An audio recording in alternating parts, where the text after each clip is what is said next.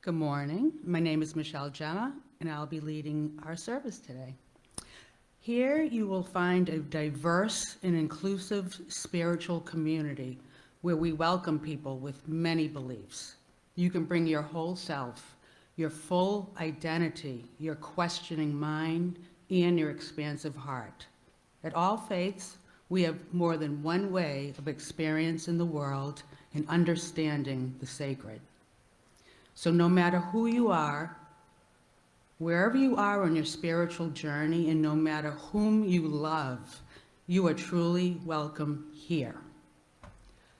Well, this morning we have some announcements. Our child and youth program is on summer break. Our children are invited to remain with us for the entire Sunday service today. Rev CJ will be on vacation. Not much needed. All right. And so if you have any needs, please feel free to call Regina Kilmartin in the office. There will be no 10 o'clock scholar this week, and we have coexist bumper stickers, and if you're interested, feel free to ask Regina at the end of the service.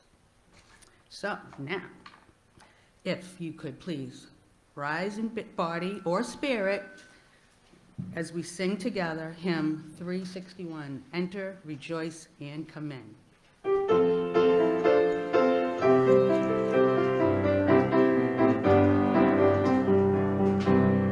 Enter, rejoice, and come in. Enter, rejoice, and come in. Today will be a joyful day. Enter, rejoice, and come in. Open your ears to the song. Open your ears to the song. Today will be a joyful day. Enter, rejoice, and come in. Open your hearts, everyone. Open your hearts, everyone.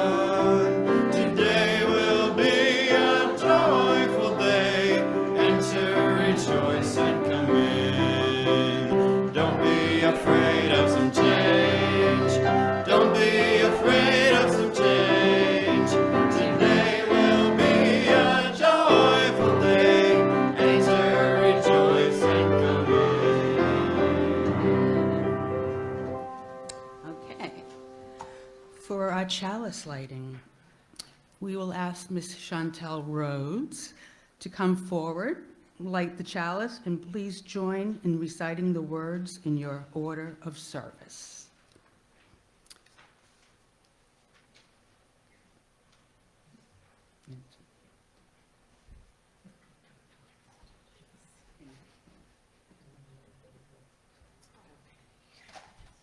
All right, here we go.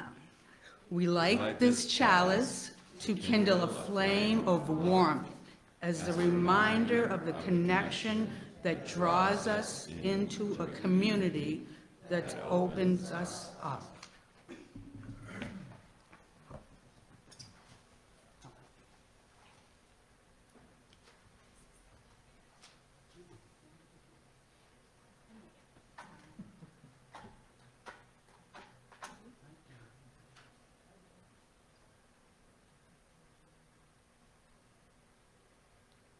It's the wick, right?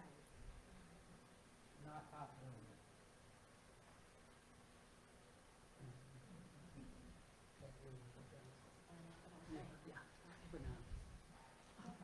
Thank you, Chantal. Sometimes it takes a village. And just a note that Chantal is the director of our child and youth programs for our congregation. So she'll be here to talk after the service if you'd like. Right, Chantal? She'd like. So each Sunday we light candles for the joys and sorrows that we have felt and would like to share with the congregation. If you'd like to light such a candle, please come up one at a time and share your joy or sorrow. And please remember, this is a time to speak from the heart.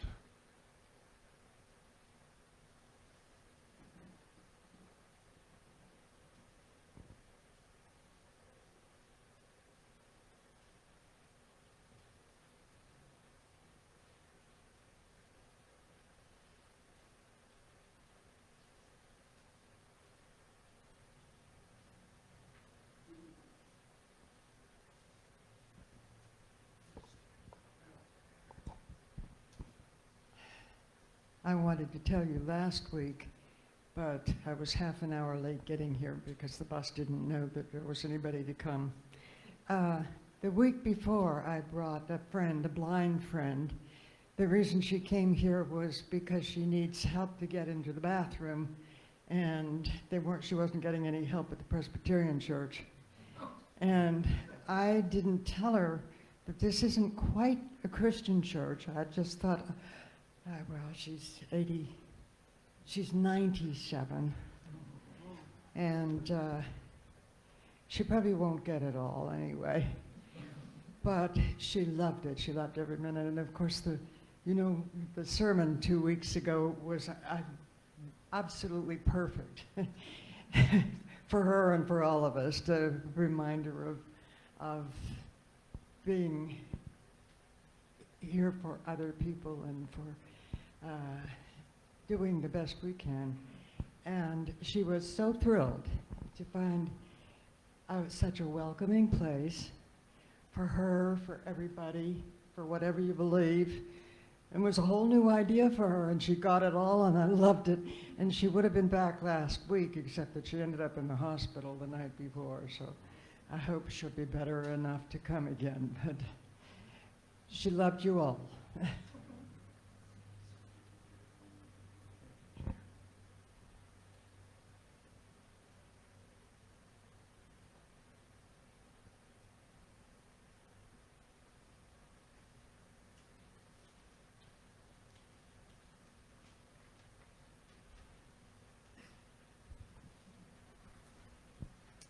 My name's Richard Keelan, and I'm going to light a candle of joy because my husband is on vacation.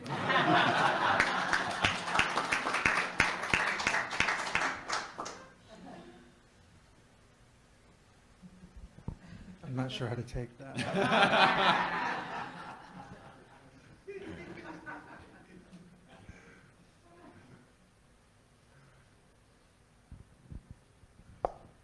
I just have a joy to thank everybody for the overwhelming response last week for the donations of toiletries. It was way more than we expected. So a joy for the generosity of this group.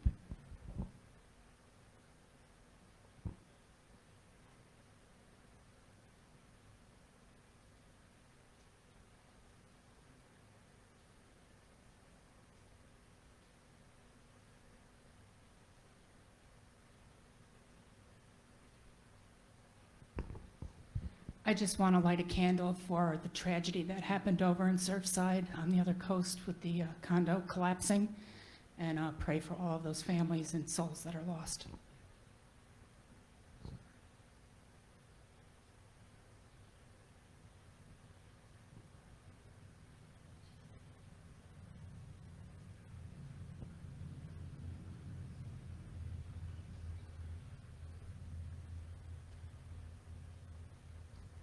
Would anyone like me to bring the microphone to you?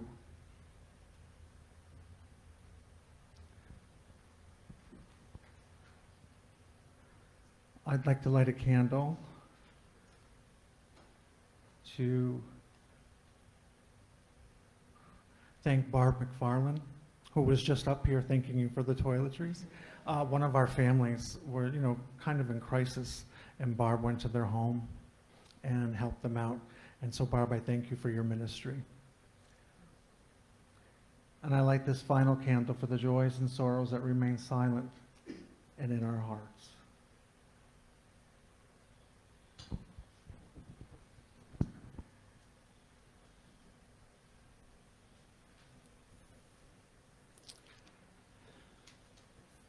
Let us join in a few moments of silence.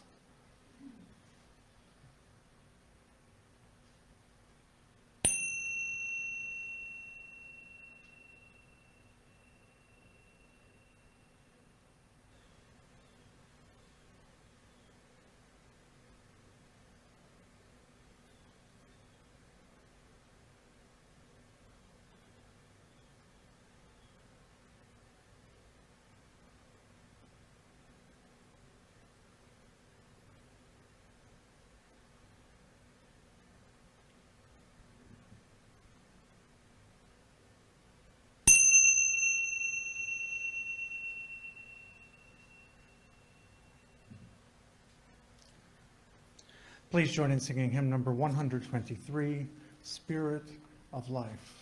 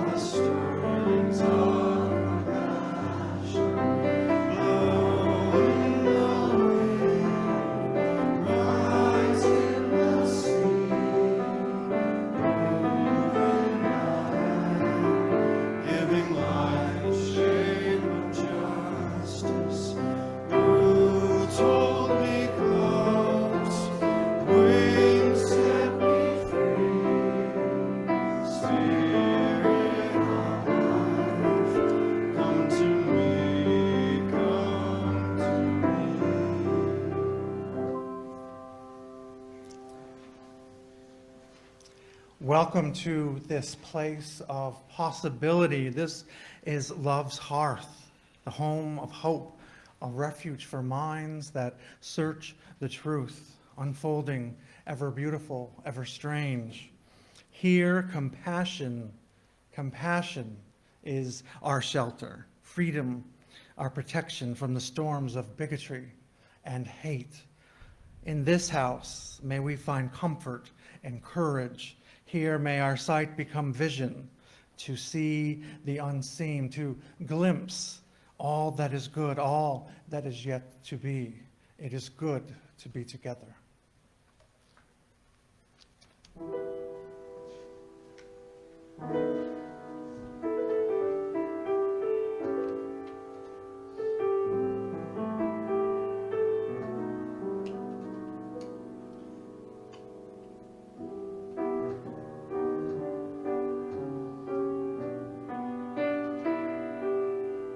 If I told you I was down, would you help me? If I told you I was down, would you lift me up?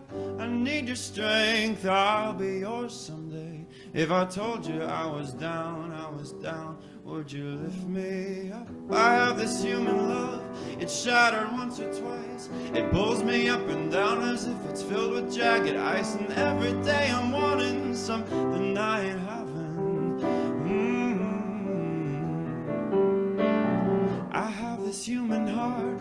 mother told me so. She said this world can go to pieces, boy, be careful. But you and me and you got something magic.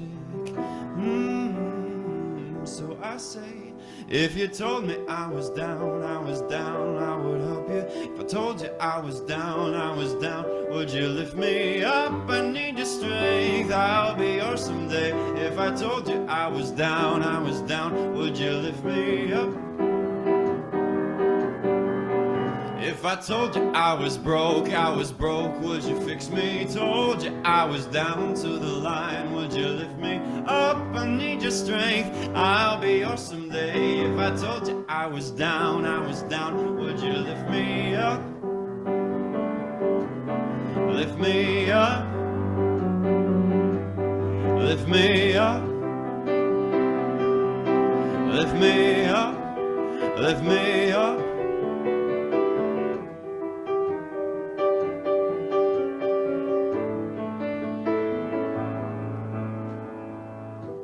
This human love, my mother told me so.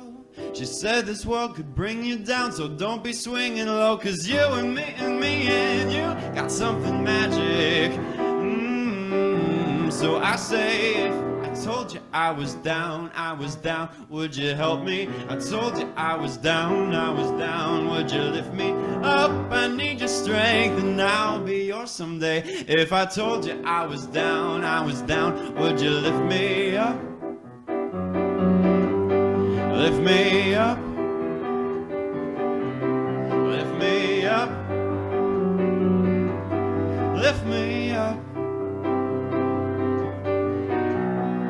I got my problems, but I don't need you to solve them, and I don't care. Like it all, it's right there. I wear my issues like tattoos across my chest, and people notice. I tell you ain't seen nothing yet. Lift me up.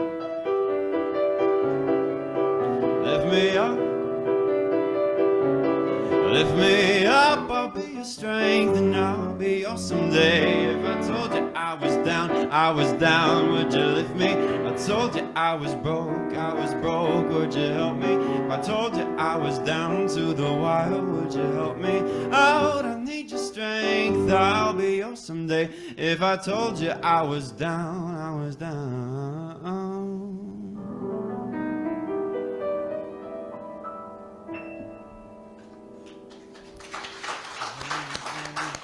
Thank you, thank you. So there has been a slight change in our reading this morning. Our reading will be Touching the Divine by Jason Howard.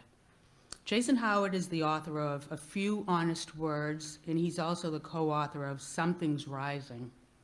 His work has appeared in the New York Times, The Nation, Sojourners, Paste, Equal Justice Magazine, and the Louisville Review, and also on NPR. A finalist for the 2013 Kentucky Literary Award, he was awarded the prestigious 2013 Al Smith Fellowship in Creative Nonfiction by the Kentucky Arts Council. So, every few weeks, I make a pilgrimage to CD Central in Lexington, my local record store, to while away an hour or so thumbing through rows upon rows of compact discs and vinyl. This is a time-tested journey for me, one I have taken in cities too numerous to count. I go in search of new music, which I inevitably find. The latest release from longtime favorites like Roseanne Cash, Teddy Thompson, to more recent discoveries such as Caitlin Rose and Emily Sundé. But I also make this trip for something more. I come to these buildings to worship, to retreat into some inner sanctuary and commune only with the music and the artists who have created it. Here, within these hollowed walls, layered with posters and shelves of box sets, I turn myself over to ritual. I hear my own private Eucharist coming from the speakers scattered through the store. I recite a liturgy of familiar lyrics, commune with relics of time-worn vinyl. I take in familiar incense of must and mold, paying tribute to images of singers like Nina Simone and John Lennon, that have been cut from worn album covers and posted all over the walls, like the Stations of the Cross. I make my offering at the cash register, an attempt to keep these churches and ministers going. When the service ends and I exit back into the world, I go in peace, eager to share the good news of my finds with my friends. This ceremony has its roots in my childhood. As an only child, I spent many afternoons in front of my father's RCA turntable in his library, kneeling on the orange shag rug, absorbing the Catholic taste of his record collection, the sounds of Ray Charles, Johnny Cash, the Beatles, Barbra Streisand, Herb Alpert, and the Andrews Sisters. There, in that room, surrounded by vinyl and books, I slowly made a connection that endures in my life, that art and the divine are inseparable. Since then, I've committed to living a life circumscribed by this union, to be a captive of beauty and enlightenment in creative revelation, whether it be found in the nave of a cathedral or a listening station in a record shop. He who sings prays twice, tradition holds that St. Augustine said. It's a creed I know to be true whenever I hear the ambered voice of Patty Griffin or the tattered sounds of Billie Holiday. Each time I listen to the Scottish folk singer Jean Redpath crooning Robert Burns' "My love is like a red, red rose," in tones as clear as the River Dee. In lifting our voices, our pens, we approach the divine, offering a prayer that rises through the air like incense. So, now, sorry. Please rise in body or spirit as we sing hymn number 83, Winds Be Still. Thank you. The words are imprinted in your order of service. I'm going to ask, because this song is in what's called irregular meter, which means it's not going to feel right. So to avoid it getting put on the infamous hymn list that CJ keeps, I'm going to ask if you can repeat. I'll sing one line, and you can sing it back, because it's really hard to read the music for this. So I'll play it and sing one line, and it's a meditation sort of song, so if you want to close your eyes, you're welcome to do that. Winds be still. So I'll sing one line, you can sing it. Okay. Winds be still. Winds be still. Storm clouds pass and silence come. Storm clouds pass and silence come. Peace grace this time with harmony. Peace grace this time with harmony. Fly, bird of hope and shine. Fly, bird of hope and shine. Light of love, light of love, and in calm let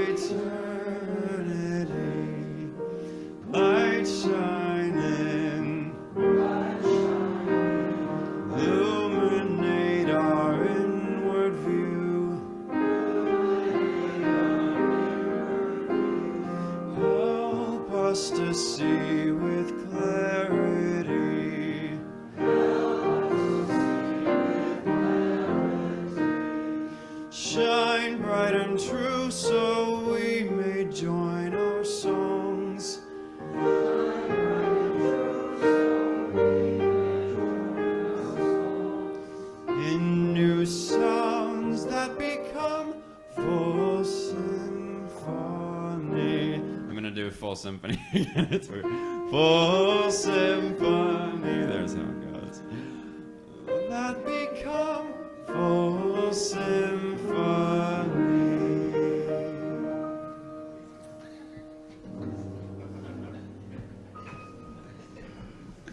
I don't know if we saved it from the list, but that was, I hope you got something from it. So if you're unfamiliar, Joseph said that I may put this hymn on my list. And what he means by that is I have my hymnal that I keep, and I have notes that say, never sing this again. But we may try that again, Joseph. Thank you for saving its fate.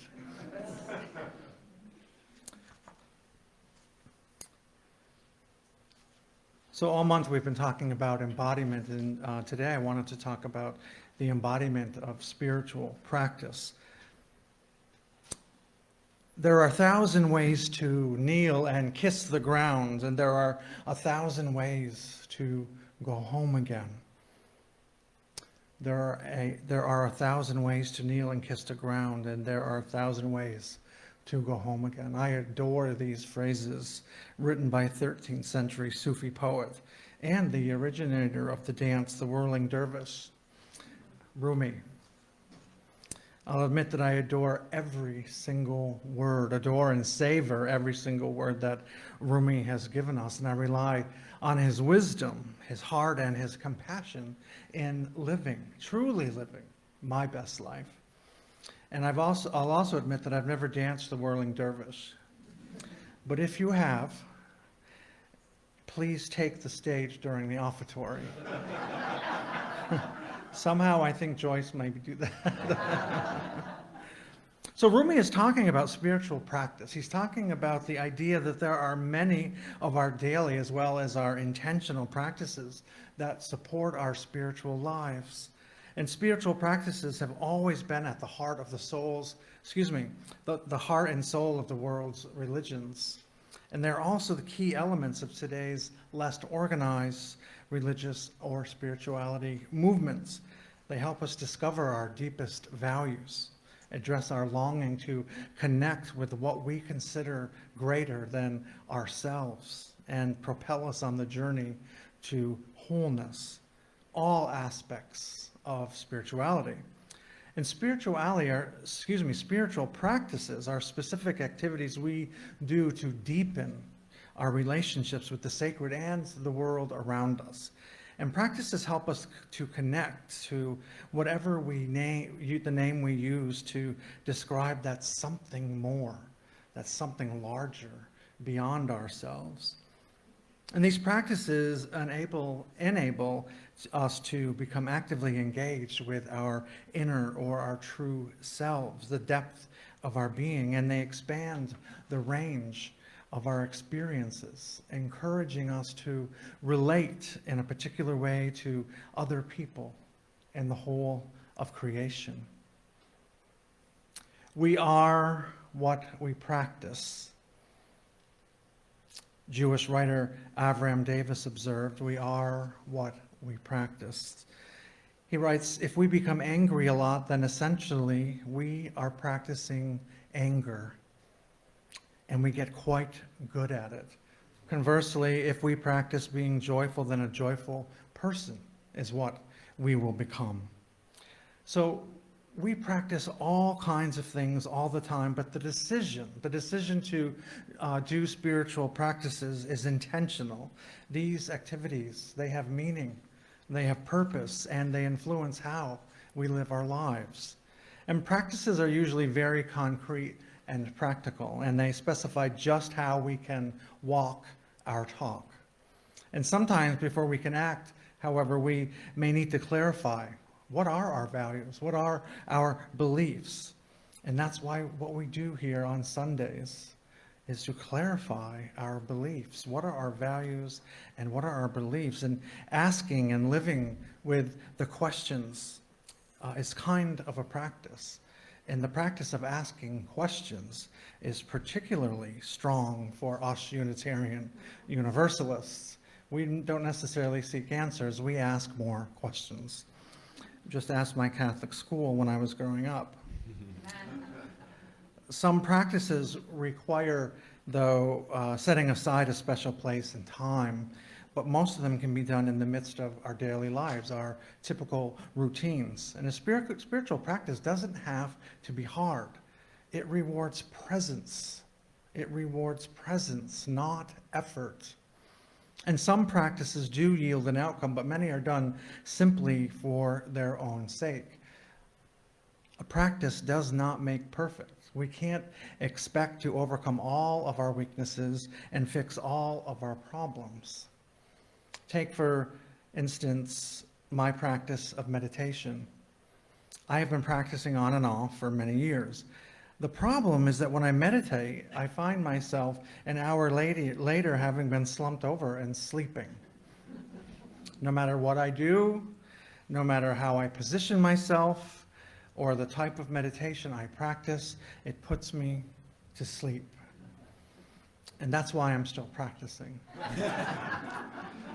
And I've realized perhaps the sleep is my spiritual practice. That is, when I remove myself from life's noise and quiet myself and sleep, I am actually practicing self-care. That is a spiritual practice. Now, if I could just master not snoring in group meditation or at the cinema. By the way, I did want to note that I'm really good at eating meditations. That I've mastered. But practice is a process, and it changes over time, and we make a commitment to do a specific practice for years, or we may get from it what we need in just one day. Practices do not have to be complicated. I think we stay away from spiritual practices because we feel we are too busy, or we feel that we can't practice the way someone else is practicing, so why bother?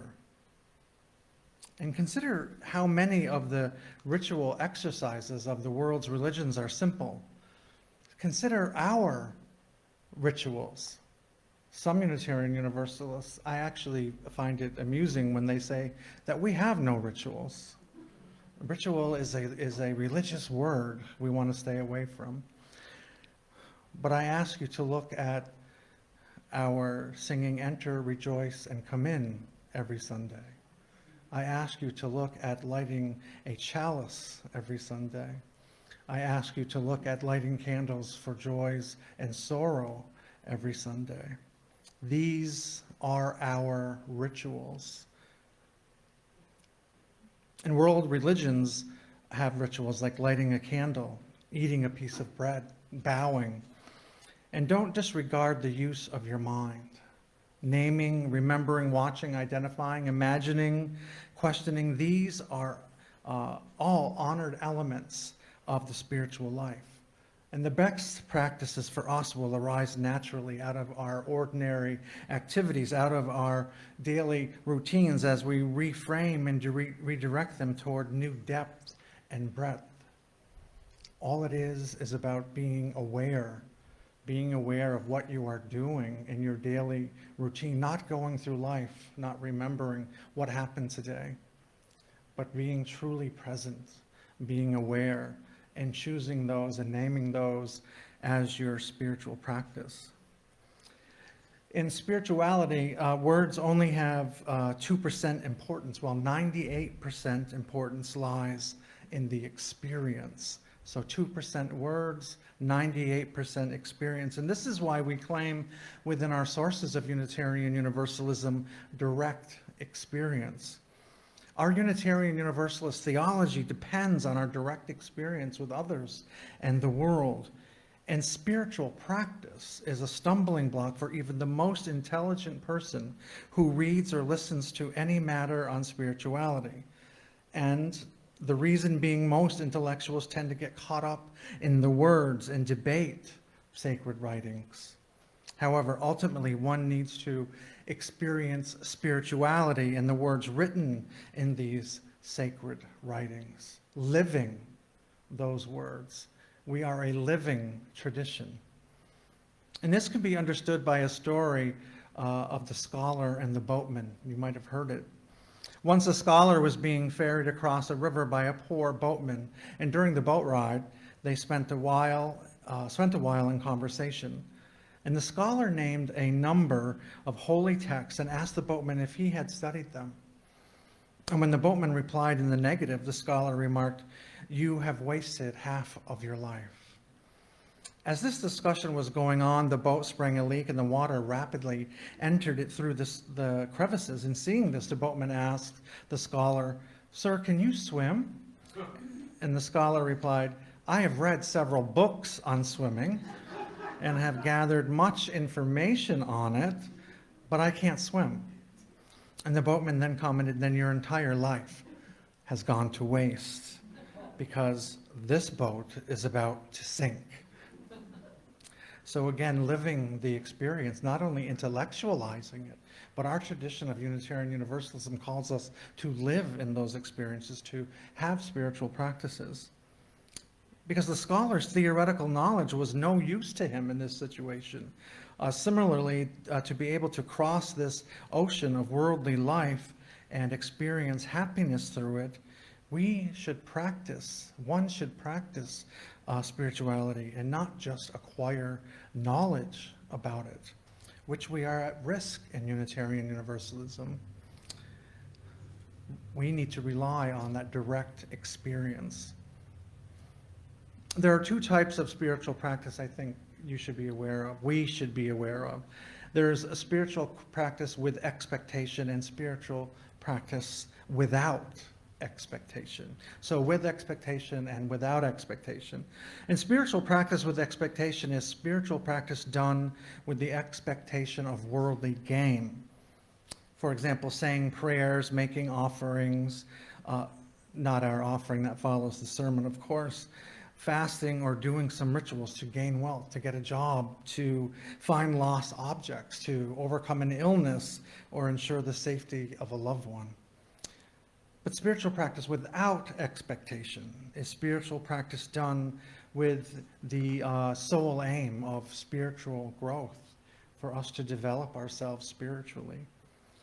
Thus, in this mode of spiritual practice, we, seekers of spiritual growth, will continue with our spiritual practice while using every event in our lives for spiritual growth. If at all we are faced with a difficult situation, we will use that situation to grow spiritually by reducing our ego. Remember last Sunday we talked about Gandhi bringing himself to zero so he could truly hear and relate to the other, reducing our ego or surrendering the outcome of the situation. And I wonder which type of practice you lean toward.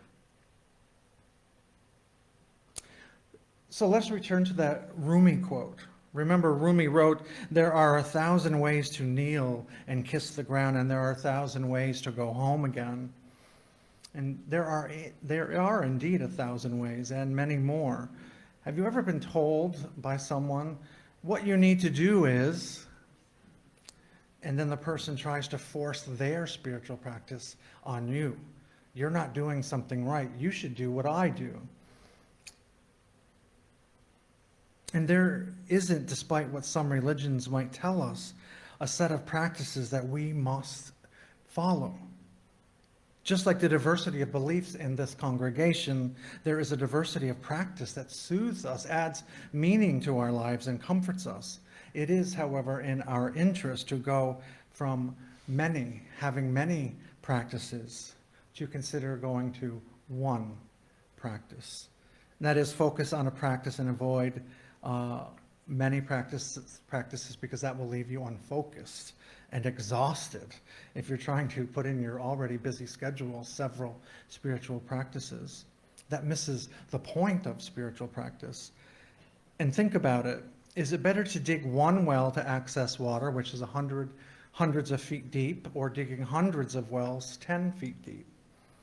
Is it better to accrue frequent flyer miles from various airlines versus to sticking to just one airline?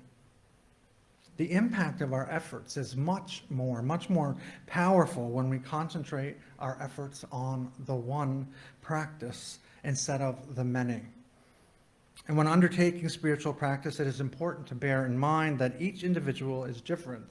And so that means what works for one person may not work for another. So listen to your friends and family, to what they are doing. That's wonderful. But it doesn't mean that you can't have a spiritual practice because you may not be doing what they're doing, or what they're doing, or how they're doing it, or how often they're doing it. When climbing a mountain, each climber thinks their way is the only way. But when they reach the top of the mountains, they realize that there were an infinite number of ways they could have taken to reach the top. And so that is what it's like in choosing a spiritual practice. There is not one way, there are many ways. And likewise, there are as many paths of practice as there are people. If 5 patients go to a doctor and each was suffering from a different ailment, then giving them all the same medication would not result in them being cured. So also each of us are different, and hence the same spiritual practice cannot be recommended for all. In a spiritual context, we are all unique. And so I don't want you to be put off by the word spiritual this morning. It is a religious word, however, after all. Spiritual doesn't have to entail, though it often does, meditation, cushions, prayer beads, chant books, yoga mats, or any other paraphernalia.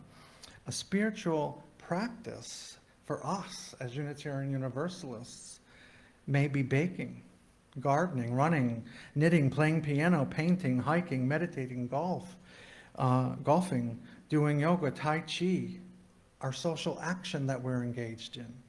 It is not so much about the form, but about the profound and connective quality of the time spent within our practice. The practice part means just that. You do it daily over and over without the aim of ever stopping with it. Your practice is a contribution to your ever unfolding life on this earth. It can be beautiful, it can be compelling, harrowing, agonizing, annoying, vexing, boring as hell, or as ordinary and routine as brushing your teeth. Above all, though, your spiritual practice is your rock, the ultimate calming pillar, steady and reliable as they come. Our spiritual practices provide clarity in the midst of our overflowing and demanding days. Practice wipes the fog from the lens of your mind and makes you blessedly sharper. And they cultivate the attention required to complete your tasks. Precision and awareness become elevated in whatever it is you apply yourself to. They lift your mood. Joy and uplift come much more readily. And who doesn't want more joy? Who doesn't want more to be uplifted more often? As Joseph sang to us in our prelude. Our practices create a sense of steadiness and grounding in change. And no matter what unforeseen stuff is thrown at us, our sense of calm is not so easily thrown off when we have that rock of a spiritual practice. They keep us afloat and even-keeled, even in the most riotous emotional storms. When irrational feelings threaten to take you down, your practice keeps you from capsizing, like the boat in our story. They help you see your life on a macro level. You come to rely on practice as a tool for stepping back and getting perspective on the broader picture. They draw you into the simplicity of the moment, nothing like regular practice to bring you into the now and to keep you from getting lost in the past or mired in fears of the future, but being present in the here and in the now. They connect you to and reveal true spirit, and practices where you download profound intuitive messages by opening to your own divine spark. Ultimately, we must summon the courage to make room for spiritual practice and the experiment that it is. We must be willing to face whatever arises within the uncanny vehicle. and to touch the sacred in ourselves, to touch the sacred in ourselves each and every precious day. May it be so.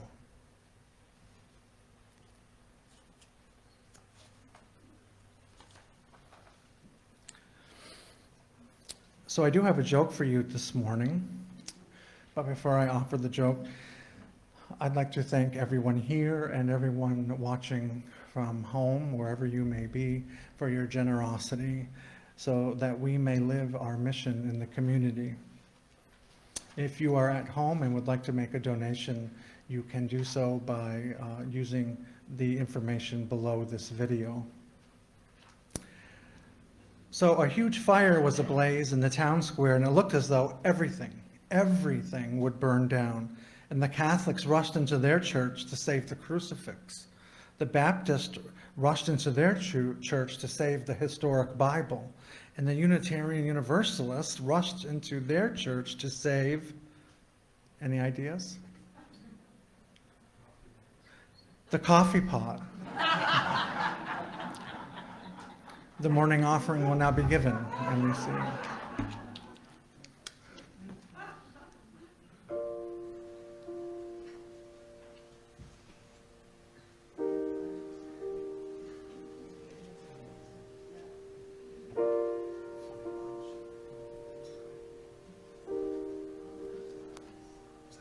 When I was younger, my daddy told me I would never amount to nothing special. He'd come at me from every angle. He'd say, you're the last thing I wanted, the last thing I need. How am I gonna answer when my friends tell me my son was kissing boys in the street?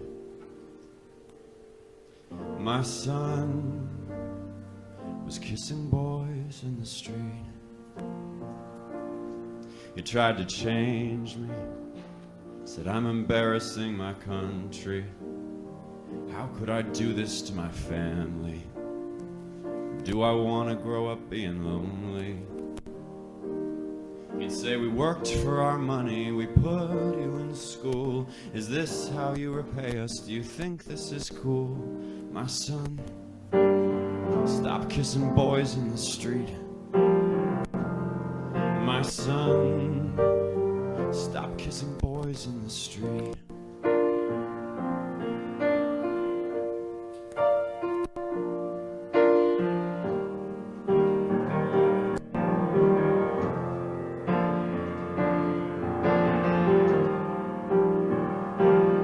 Now that I'm older, my daddy's heart's a little warmer, but he still won't hold me like my brother, and still won't kiss me like my mother. He said, you're part of this family, I made you myself, but the way that you act isn't good for your health. My son, stop kissing boys in the street. My son, stop kissing boys in the street.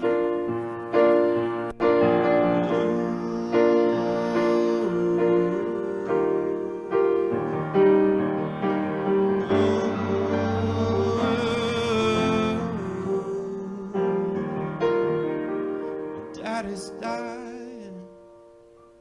He's finally realized I'm not lying. We sit in silence, but we're smiling, because for once we are not fighting. He said there was no way of knowing, 'cause all I was taught is men only love women, but now I'm not sure. My son, keep kissing boys in the street. My son, keep kissing boys in the street.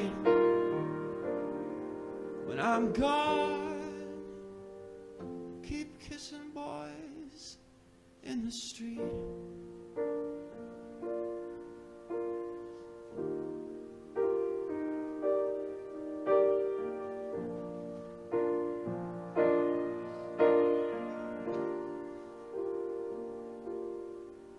my son. Keep kissing boys in the street.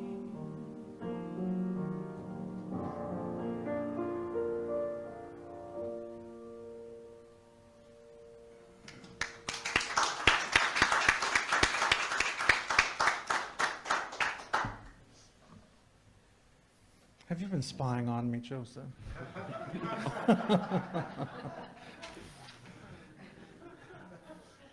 I'll stop. Our service has ended, but our service to one another and our community and our world continues. And as we take our leave, let us remember that which is worth of doing. Create with your hands. That which is worth of repeating. Speak with a clear voice. And that which is worthy of remembering, hold in your hearts. And that which is worth of living, go and live it now. Blessed be.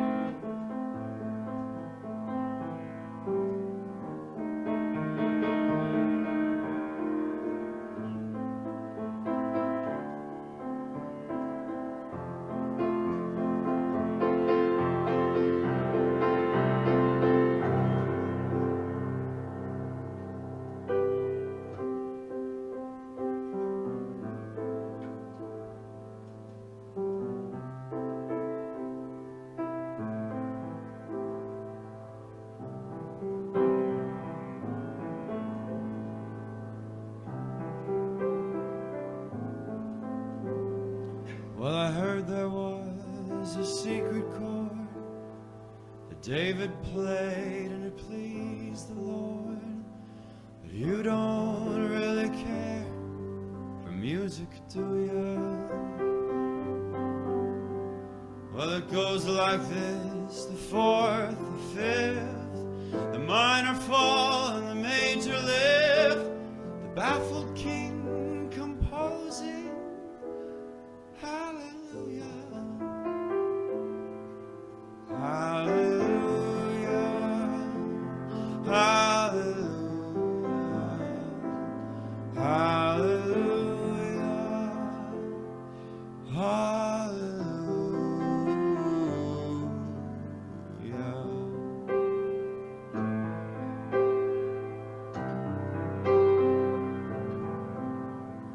Well, your faith was strong, but you needed proof.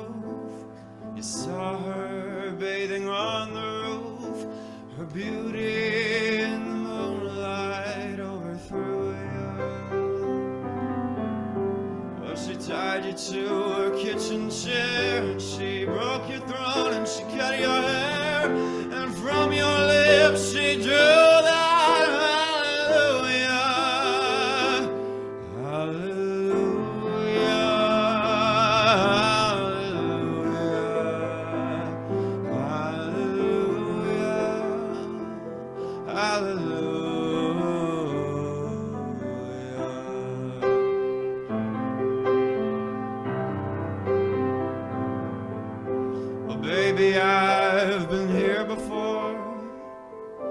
seen this room and I've walked this floor.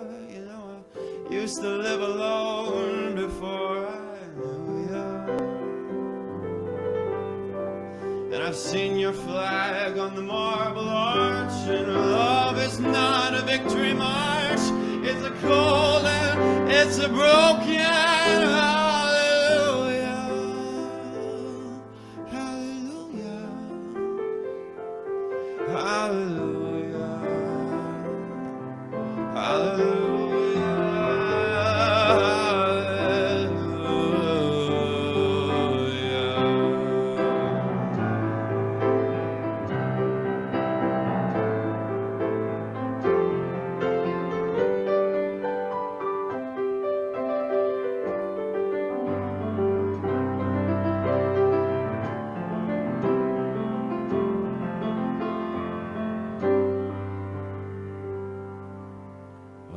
time when you let me know what's really going on below. But now you never show that to me, do you? But remember when I moved with you and the holy dove was moving too, and every breath we drew was hallelujah, hallelujah, hallelujah, hallelujah, hallelujah.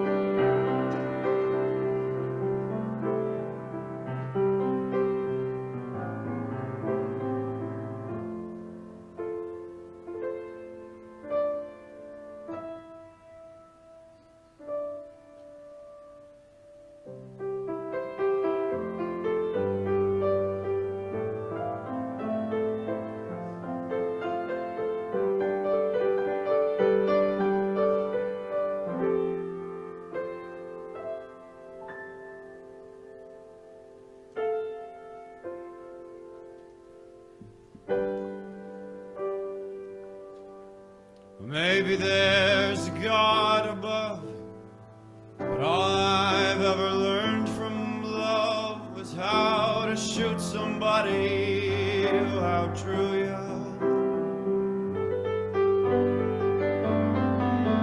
And it's not a cry that you hear in the night, it's not somebody who's seen the light, it's cold and it's a broken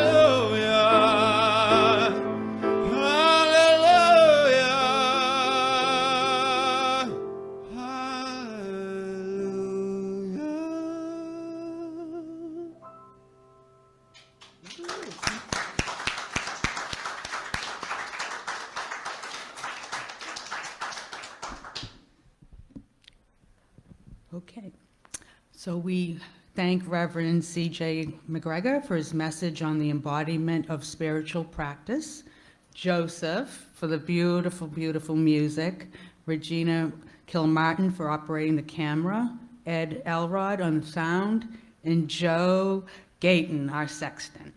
It is good to be connected and to stay together in whatever way we can. Now, as Chantel Rhodes comes back up, comes forward to extinguish the chalice, please join in reciting the words in your order of service. We extinguish this flame, but not the light of the truth, the warmth of community, or the fire of commitment. These we carry in our hearts and out into the world. Go now in peace.